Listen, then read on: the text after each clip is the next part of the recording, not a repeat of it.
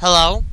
I suffer from obsessive compulsive disorder, which is an anxiety disorder in which people have unwanted and repeated thoughts, feelings, ideas, or behaviors. In other words, my life is a systematic pattern.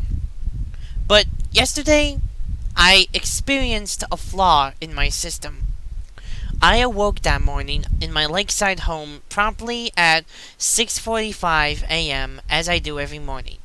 Before leaving my bedroom, I touched the door 3 times. I had to.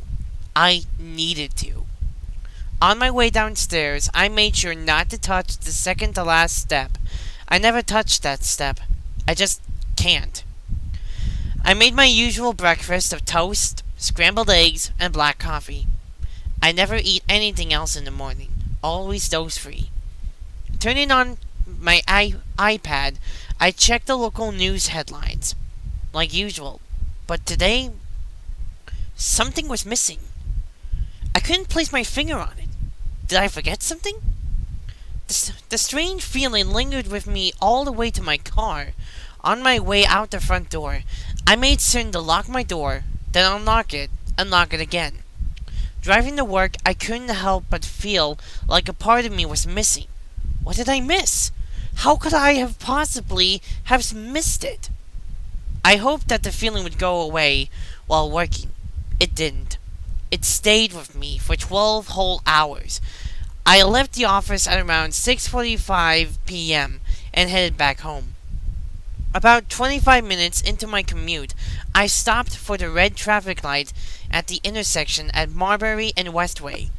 But as the light turned from red to green, I couldn't help but feel that strange sensation again. The only other person near me was the man driving behind me. He blared his horn for me to get going, but instead of accelerating, I just unrolled my window and motioned him to go around me. He did. I dreadfully sat there in my car, still stopped at the intersection. Something is seriously wrong. What am I missing here? I touched everything in my car, hoping that it would spark my memory. Touched the dashboard, the leather seats, the emergency brake, and even the roof. It did nothing for me. My hands began to tremble as I slowly drove away. This isn't right. I don't like this. Arriving home, I pulled my 1974 Mustang into the garage. I washed the car every weekday, but not on the weekends. I only washed the front and the back of the car. Never the sides. No matter how dirty they get, I never wash the sides.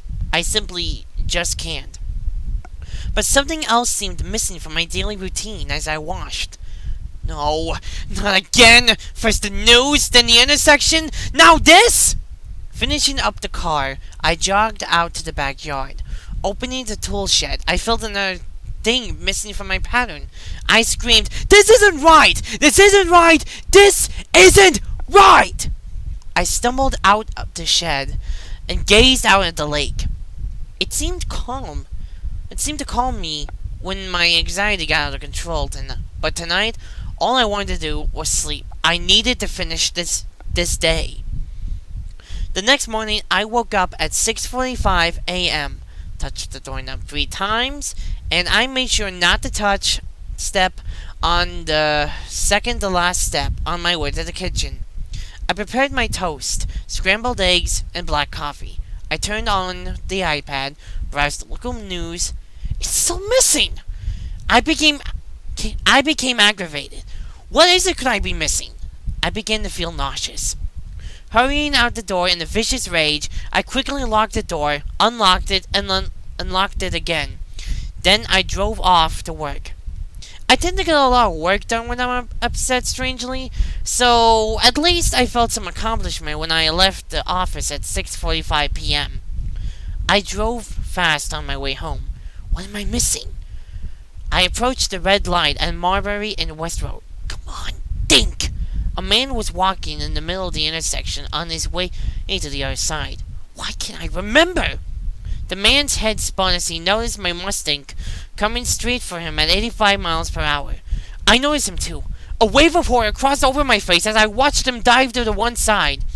I swerved into the same direction. A loud clunk was heard as I crushed the man underneath my vehicle.